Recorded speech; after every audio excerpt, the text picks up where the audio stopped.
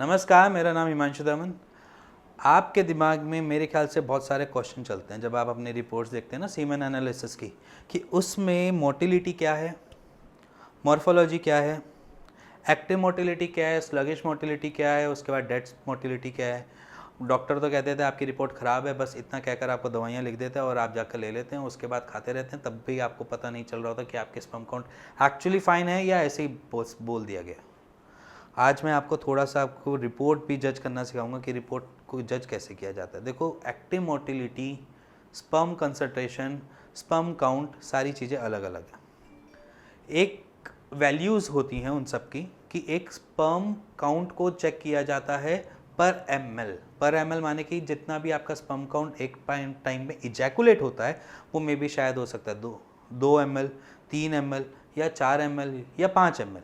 5 ml से ऊपर कम ही देखा जाता है, बट 5 ml तक अगर आपका स्पर्म काउंट इजैकुलेट होता है और उसमें पर ml के एक हिसाब से आपके काउंट सामने लिखे हुए होते हैं, वो 60 मिलियन पर ml भी हो सकता है, 65 भी हो सकता है, 90 भी हो सकता है, 15 भी हो सकता है, 5 भी हो सकता है, 1 मिलियन भी हो सकता है।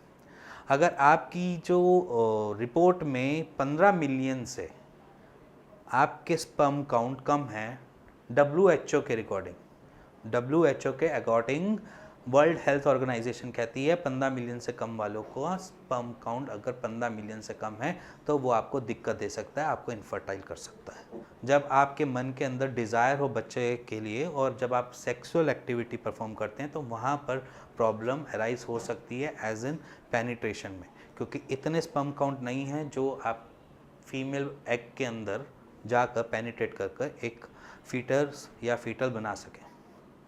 तो ये एक प्रॉब्लम हो सकती है। अब नेक्स्ट उसके नीचे और भी चीज़ें लिखी होती है। एक्टिव मोटिलिटी होती है, स्लगिश मोटिलिटी होती है, उसके बाद उसकी मॉर्फोलॉजी होती है। अब यहाँ पर एक्टिव मोटिलिटी के बारे में बता देते हैं कि एक्टिव मोटिलिटी अगर आपकी अप्रॉक्सीमेटली 40% से कम है तो इट मीन्स कि आपकी रिपोर्ट में डिफेक्ट है। अगर आपकी स्लगिश मोटिलिटी 50% से अबव है तब भी आपकी में डिफेक्ट है, आई मीन टू से रिपोर्ट में डिफेक्ट है।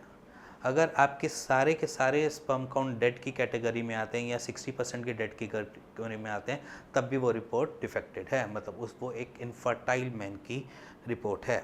अब यहाँ पर क्या कर सकते हैं, सबसे बड़ी चीज़ क्या है हमारे सामने, मोटाइल।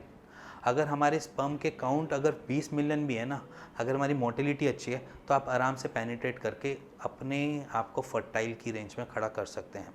बट यहाँ पर दिक्कत कहाँ आती है, हमारा लाइफस्टाइल, क्योंकि हम ऐसे लाइफस्टाइल से चले जा रहे हैं जिसकी वजह से में भी शायद आपको ये दिक्कत राइज हो चुकी है कि आपकी एक्टिव मोटिलिटी नहीं है। कुछ बहुत सारे जो होते हैं वो ड्रिंकर्स ज़्यादा मिलते हैं हमें। अगर मेरे पास पेशेंट जो आते हैं वो जिनकी मोटिलिटी कम होती है उनमें सबसे ज़्यादा जो होते हैं वो अल्कोहलिक बहुत होते हैं, शराब बहुत ज़्यादा पीते हैं। अगर आप शराब ज़्यादा पियोगे तो आपका लीवर जवाब देगा। जब आपका लीवर जवाब देना चालू करेगा ना तो आपकी मोटिलिटी बिगाड़ देगा। वो इसलिए बिगाड़ देगा क्योंकि जो भी आप खाना खाते हैं वो लीवर, स्टमक, इंटेस्टाइन्स से होकर बाहर की तरफ निकलता है। बट इस प्रोसेस के अंदर ही अंदर उस खाने के जितने भी न्यूट्रिशंस हैं वो आपकी बॉडी को देते हैं और उस बॉडी को यूटिलाइज करने का एक 7 स्टेप्स होते हैं। मैं सारे स्टेप्स की बात नहीं करूँगा, बट लास्ट स्टेप जो 7 स्टेप जो होता है ना, जहाँ पर 7 पोजीशन होती है, जहाँ पर फर्टिलिटी या टेस्टिकल्स को न्यूट्रिशन जो देने वाला स्टेप होता है, उस स्टेप तक पहुँचते पहुँचते बहुत न्यूट्रिशन ऑलरेडी निकल चुके होते हैं जो आपकी बॉडी को नीड होते हैं। वहाँ तक न्यूट्रिशन नहीं पहुँच पाते जिसकी वजह से आपके स्पर्म काउंट क्या पता बन तो रहे हैं बट उसमें मोटिलिटी ही नहीं है। एक कॉज तो ये सामने हम देख सकते हैं, जिनका लीवर फंक्शनिंग सही नहीं है, जिनकी LFT की रिपोर्ट सही नहीं है, उनको एक्टिव मोटिलिटी नहीं मिलती है तो कम मिलती है। अब एक्टिव मोटिलिटी को ठीक करने के लिए अपनी लीवर की फंक्शनिंग को सही करना सबसे पहले स्टार्ट कर दीजिए। अगर आप फ्राइड खाना खा रहे हैं या फिर बाहर का खाना खाते हैं या आप इस तरीके से खाना खा रहे हैं जिसकी कोई रूटीन नहीं है, मान लीजिए कभी आप खाना खाते हैं 12 बजे, कभी खाते हैं आप 2 बजे और कभी खाते हैं आप 3 बजे, कोई रूटीन नहीं है, तब भी हम देखते हैं पेशेंट आज नहीं तो कल किसी न किसी ऐसे फैक्टर से, डाइजेशन इशू के फैक्टर से फेस करता ही करता है और वहाँ पर उसको ये दिक्कत आनी स्टार्ट हो जाती है। देखो बेसिकली अगर हम स्पर्म काउंट की बात करें या स्पर्म कंसंट्रेशन की बात करें या हम स्पर्म टोटल बात करें कि वो है क्या बेसिकली, सबसे पहले वो आपके अंदर एक ऐसा मैकेनिज़्म है या एक तरीके की मशीनरी है जो एक प्रोडक्शन करके देती है एज ए स्पर्म, एज आपके बॉडी का पार्ट होता है, कोई अलग नहीं है, वो भी एक तरीके से बॉडी का पार्ट है। अगर बॉडी के पार्ट को रिक्वायरमेंट होती है किसी भी चीज़ की, वो बॉडी से ले सकता है। बट इस कंडीशन में जिनके स्पर्म काउंट लो रहते हैं, उस कंडीशन में हम ये देखते हैं कि न्यूट्रिशन ढंग से नहीं पहुंच पा रहा। अगर आप किसी डॉक्टर या एलोपैथिक डॉक्टर के पास जाते हैं, एमबीबीएस डॉक्टर के पास जाते हैं, वो आपको क्या क्या रिकमेंड करता है? आपको जिंक की टैबलेट रिकमेंड करता है, इसके साथ आपको रिकमेंड की जाती है प्रोटीन के डेरिवेटिव्स, इसके साथ क्या किया जाता है आपको, इसके साथ आपको मल्टीविटामिन की मेडिसिन दी जाती हैं। अब ये तीनों चीज़ें करती क्या है? आपकी बॉडी में सिर्फ टॉपअप ही तो करती हैं चीज़ों को लेके। आपके मिनरल्स टॉपअप करेगी, आपके वाइटामिन्स को टॉपअप करेगी, आपके जिंक की कमी को पूरा कर सकते हैं। ये सारी चीज़ें ऑलरेडी आप डाइट से कंज्यूम कर सकते हैं। अगर आपका डाइजेशन सिस्टम सही है तो आपको कभी एज सच प्रॉब्लम नहीं आएगी। जैसे कि अगर आपको जिंक की रिक्वायरमेंट है, आप खाइए एग से आप ले सकते हैं। अगर जिंक की रिक्वायरमेंट है तो खाइए आप। अगर वेजिटेरियन है, वेगन रहते हैं, तो आप ग्रीन वेजिटेबल्स की तरफ जाइए। आपको स्पिनच इतना जिंक दे देता है जिसकी आपको नीड नहीं पड़ेगी किसी भी ऐसे सप्लीमेंटेशन को लेने के लिए। अगर आप नॉन वेजिटेरियन है तो आप फ़िश की तरफ जाइए, फ़िश खाइए। एक हफ्ते में एक दिन बनाइए फ़िश को अच्छी तरीके से खाने के लिए, जो आपके जिंक की इस रिक्वायरमेंट को पूरा करे और साथ में प्रोटीन भी दे दे। जो जैसे मैंने बोला था कि प्रिस्क्रिप्शन में प्रोटीन के डेरिवेटिव्स भी लिखे होते हैं, एमिनो एसिड्स लिखे हुए होते हैं, बहुत अलग अलग चीज़ें होती हैं। बेसिकली सप्लीमेंटेशन दे रहे होते हैं आपको, तो वो सप्लीमेंटेशन आप आराम से अपनी डाइट में ले सकते हैं अगर आपने पूरी रिच डाइट ले रहे हैं तो। अगर आप फ्राइड खा रहे हैं, बाहर का खा रहे हैं, कभी भी कुछ भी खा रहे हैं, तो वहाँ पर अपने स्पर्म काउंट को लो होते हुए आप देख सकते हो। अगर पेशेंट हमारे पास आते हैं तो उसकी बेसिक प्रॉब्लम क्या होती है कि फर्टाइल नहीं हो रहा, स्पर्म काउंट की मोटिलिटी कम है, मॉर्फोलॉजी ख़राब है। अब मॉर्फोलॉजी ख़राब होने के पीछे रीज़न क्या होते हैं?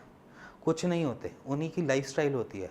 हमको सिर्फ 15 से 20 दिन लगते हैं कि उनकी मॉर्फोलॉजी सुधरने में, और 15-20 दिन में मैं ऐसा कुछ नहीं जादू करता और मेरे हाथ में कोई ऐसी कोई पावर नहीं है कि हाँ मैंने कह दिया और होगी चीज़ें पूरी।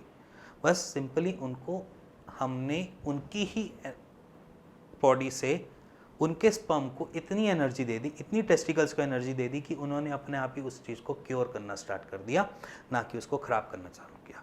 और हर 3 दिन में आपके स्पर्म काउंट नए बनते हैं।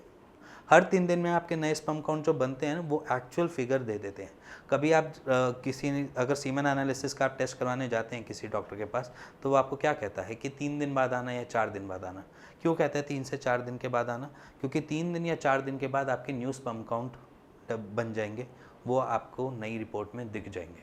अगर वहाँ पर स्पर्म काउंट नहीं बन रहे 3 दिन में या 4 दिन में, तो समझ लेना वो दिक्कत का फेस है। अगर वो 3 या 4 दिन में लो हो रहे हैं तो वो दिक्कत का फेस है। कभी कभी क्या होता है कि लैब में जाते हैं पेशेंट्स, वहाँ पर जाकर चेक करवाते हैं, उनका रात को नाइट फॉल हुआ होता है, सुबह जाकर वो टेस्ट करवा लेते हैं अपना मास्टरबेशन करके, और उसके बाद वहाँ पर स्पर्म काउंट के आते हैं बहुत मिनिमल से आ गए या कभी कभार नील भी आ जाते हैं। तो घबराओ मत। अगर आपका रात को नाइट फॉल हुआ है, अगर आप सुबह टेस्ट करवाने जा रहे हैं तो घबराओ मत। आप 2-4 दिन का वेट करो, फिर उसके बाद एक टेस्ट और करो।